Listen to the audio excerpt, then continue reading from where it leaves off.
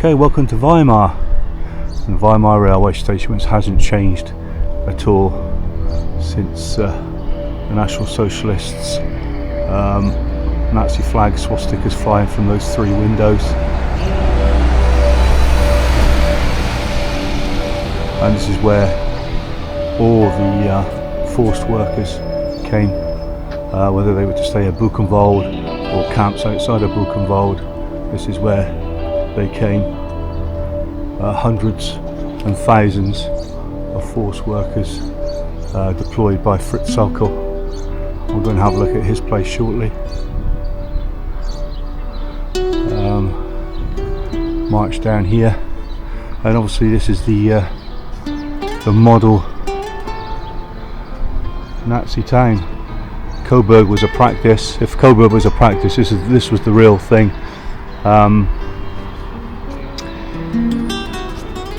Designed to be the model Nazi town, and all other Nazi towns were to be based upon this one.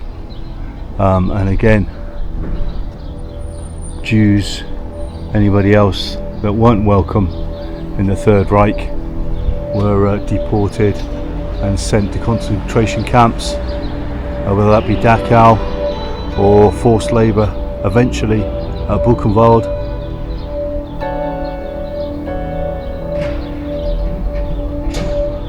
We'll see what the day brings.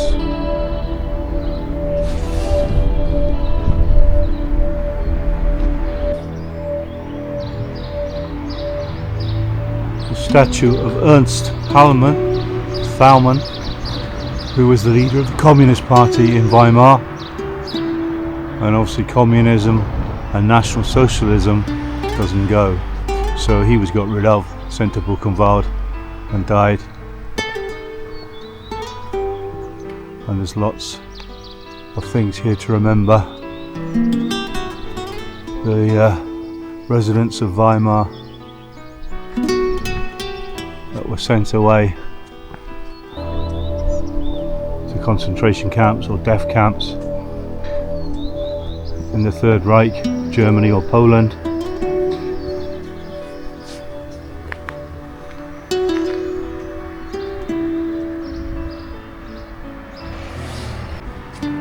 Okay, we've reached the Gau Forum, which was built by the National Socialists in the 30s to represent or to be the perfect or model German town.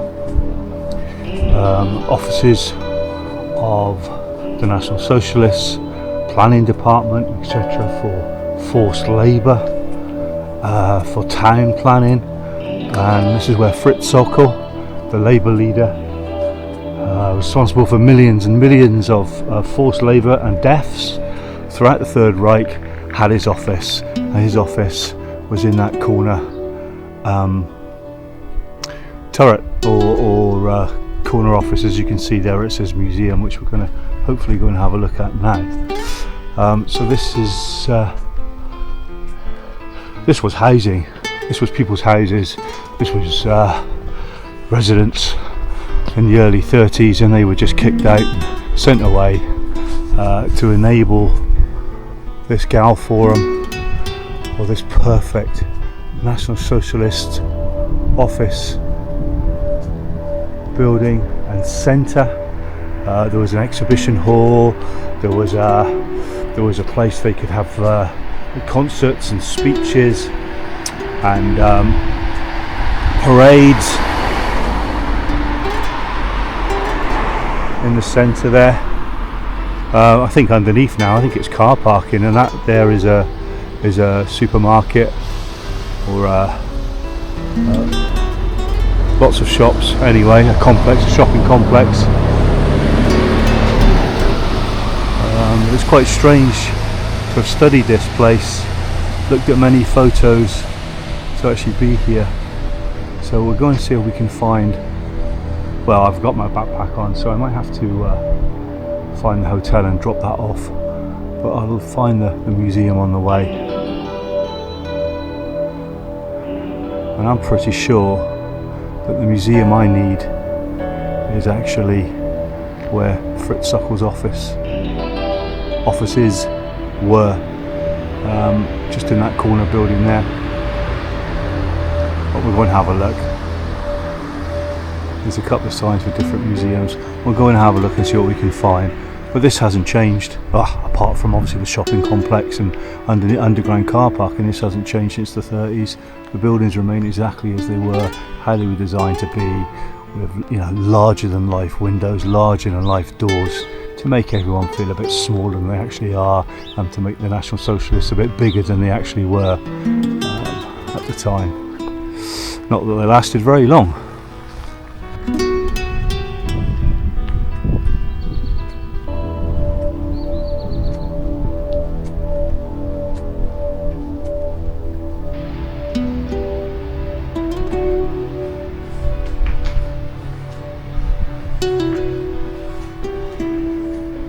In typical Nazi fashion, big sweeping arches, massive windows and big doors.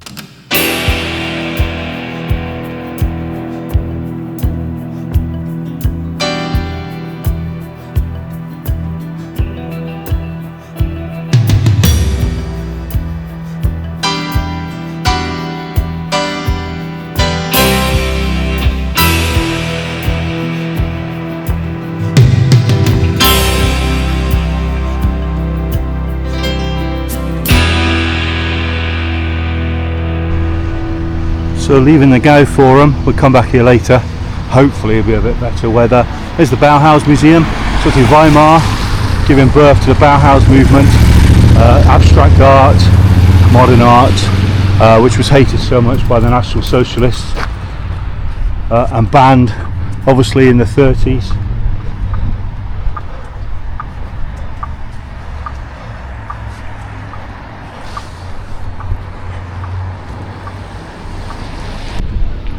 The local town museum. The thing is, it's still early and it's Sunday morning, so I'm not expecting much to be open today really. I think the National Socialist Museum I want to go to opens at 10. It is nearly 10, but I can't stand around in the rain. I've done some drone shots, and we'll go off and do some more adventures, and hopefully I'm here all day. Hopefully I'll come back to that museum later.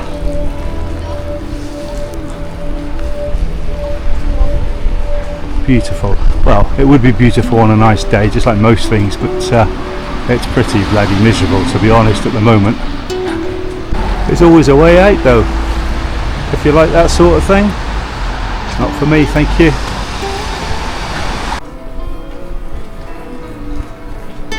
Okay, Okay, we're on the hunt for the townhouse where the Weimar Republic was signed off in 1919,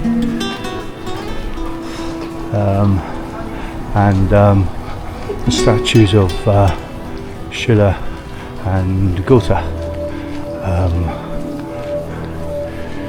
authors, poets, renowned throughout the world, but definitely renowned throughout Germany. And here we are. So up on our right side are the statues, and then the theatre, which is where the famous Weimar Republic was given birth to, which signed off in 1919 and lasted all the way to 1933 when the National Socialists took over, and everything changed. Democracy changed. Democracy was burnt, if you like, and freedom of speech, freedom of movement completely changed, and there was a totalitarianism and a dictatorship, as we all know, Adolf Hitler's dictatorship. And the 1,000-year Reich lasted 12 years, where it then became a diplomatic democracy once again. And I think here is the sign that tells me that the Weimar Republic was signed off here on the 11th of August 1919. Now I can't read German, but I think it says in this house, I don't know, the Weimar Republic was signed in August 19. The German people voted for democracy. 11th of August 1919. So a very famous building indeed, and lasted longer than the Third Reich, lasted longer than National Socialism.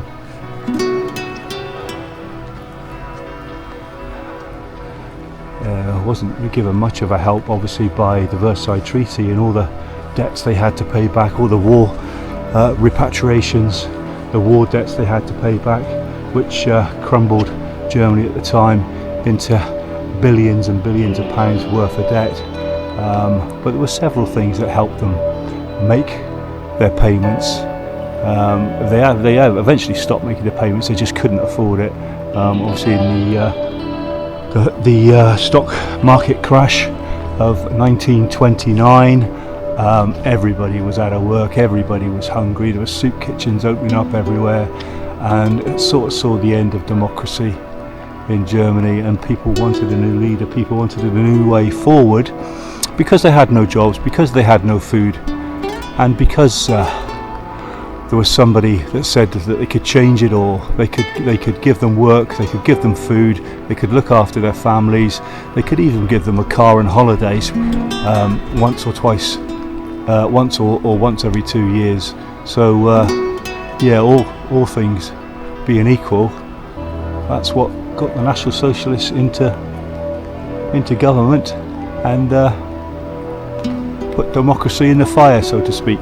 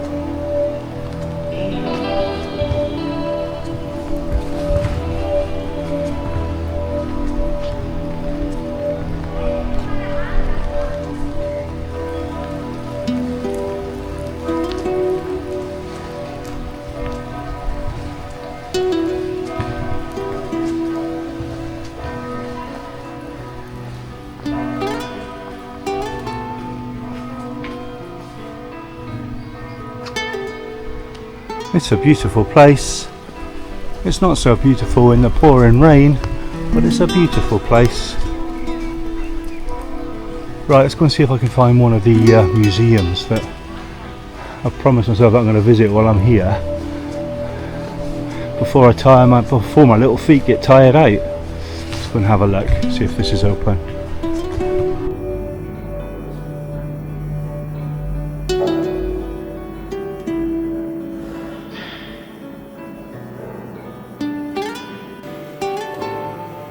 Was sollen wir folgen? Ein Bürgerkrieg? Der Zerfall des Reiches? Eine Besatzung durch die Alliierten? Eine Revolution nach sowjetischen Vorbild? Alles vor Deutschland. Okay, so that was fun. So that was the history of the Weimar Republic, and it was a bit too close, wasn't it? And it was a good video, a very good video actually, telling the origins of the Weimar Republic, how it happened and how it ended, and about the Roaring Twenties, or they called it the Golden Twenties in Berlin, for the rich and affluent, but the majority were in the shadows and didn't have money. And then I had a quick look around the museum. Most of it was in German, but lots of artifacts. And then I went out and had coffee and a cake and sat in the garden, which smelled of lilies, absolutely beautiful, and there was a violinist there.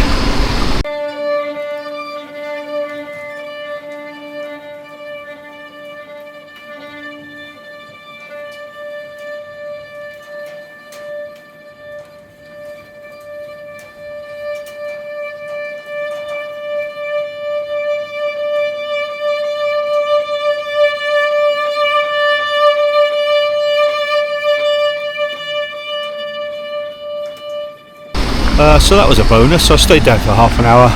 Anyway, I'm heading now back to the Gau Forum, where the museum should be open, and it's the history of forced labour under the National Socialists in the 30s and 40s in Weimar, and hopefully I'll get to see where Fritz Sauckel, who I've just done an in-depth study on for my website, hopefully I'll get to see where his office is, but it's around here in this unit somewhere. So let's see if we can visit the museum.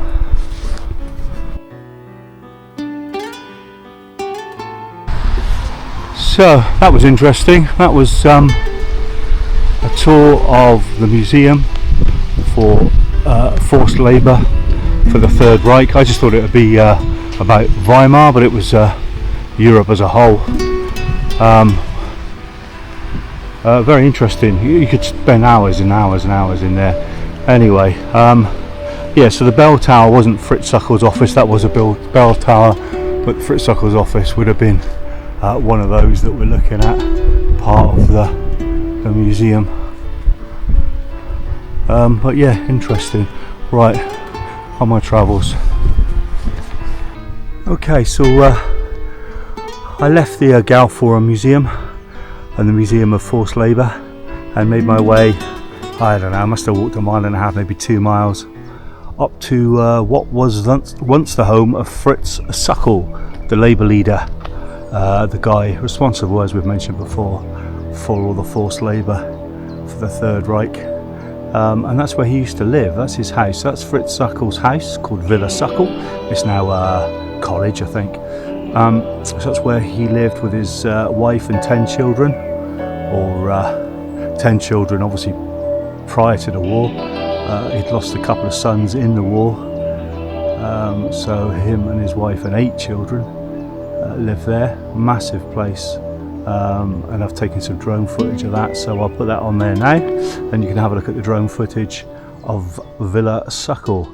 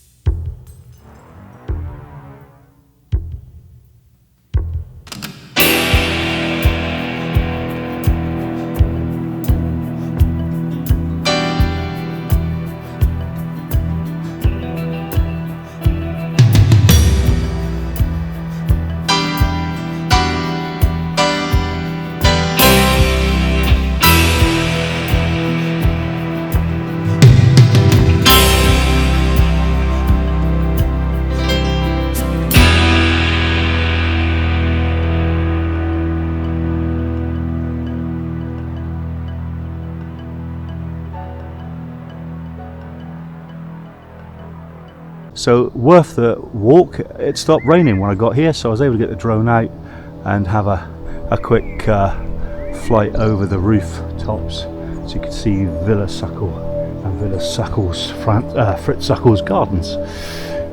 Now I've got a 2-mile walk, maybe a mile and a half. It feels like 2 miles with a dodgy knee. Walk down back to Weimar town centre, where I need to get a drink, and I'm hoping to check into the hotel early. I can put my big bag, I'll finish with my drone I think for the day, so I can put my big bag in and my drone in, let it all dry out, get myself sorted. I've got a few other little bits and pieces to see, and then see where it takes me. So far so good, and it would be lovely if this rain stopped for the rest of the day. We shall see. Okay, made it back to the main square now, and this is where in the 30s and 40s this is where the National Socialists paraded. There's the Elephant Hotel, so that's where I'm staying tonight. I'm going to go and see if I can check in early shortly. That's Hitler's room, so where the balcony is, just behind there. He stayed there 8 times. So the Hotel Elephant is hundreds of years old. However, it was falling to pieces. So in the 30s, Fritz Sauckel and Hitler decided it will be used for party conferences, for parades, for celebrating Germany Day, etc. So they rebuilt it or remodeled it to what you see today. Now there's photos of Hitler standing out on that balcony waving to the masses of fans that are standing in Market Square. There's photos of Hess and Sauckel and Himmler stood outside this hotel taking part in the festivities. So it's Hitler's hotel. He stayed there 8 times, built, modelled, not say by him, but it was decided by him that it should be the model Nazi hotel. And doesn't it look just like the model Nazi hotel? Yeah, town hall, Nazi flags flying, etc. And things going on here more than once a year, but definitely on German Day. In October.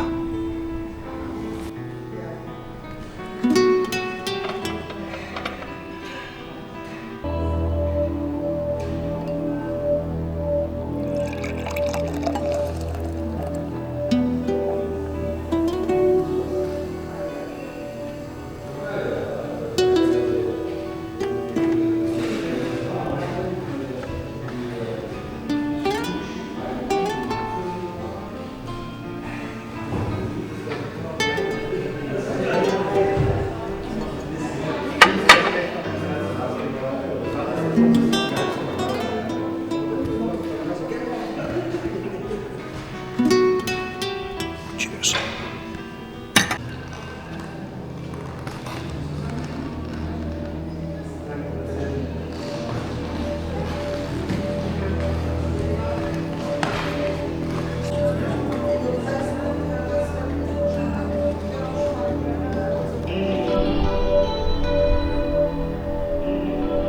Okay, well that was a nice stay in Weimar, and hotel was lovely.